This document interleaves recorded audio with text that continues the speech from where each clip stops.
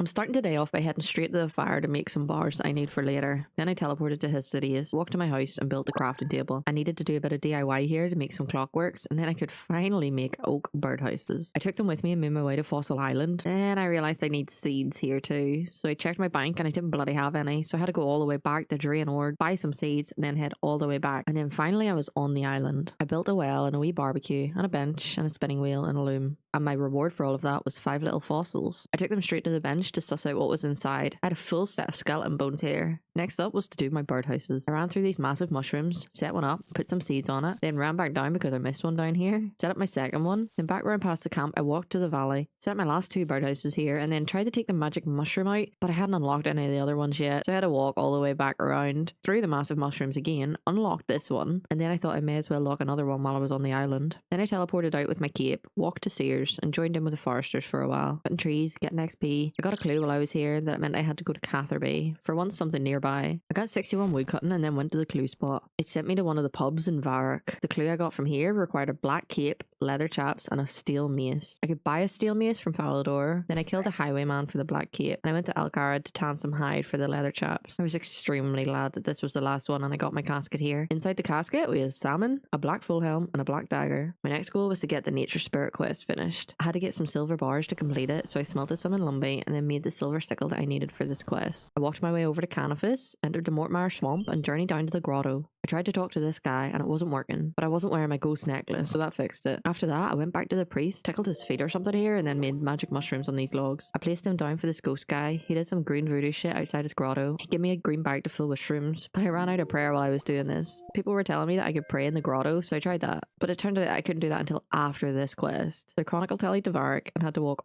all the way through Varrock again, stopping to pray at this church, and all the way through Canifis to the Mort Myre swamp again. Now I could finish making the mushrooms. I filled the bag up, fought a ghost, which actually did a lot of damage to me. I ate all but one of my shrimp I had with me here. Then I went back to Canifis so that I could grab gear and more food. I was so unprepared for that. I entered the swamp for like the 4th time today, fought ghosts again, hopped over to the grotto, spoke to the green guy, and after more green magic stuff, I had completed the quest. This up my crafting level, HP level, defense level, and overall combat level.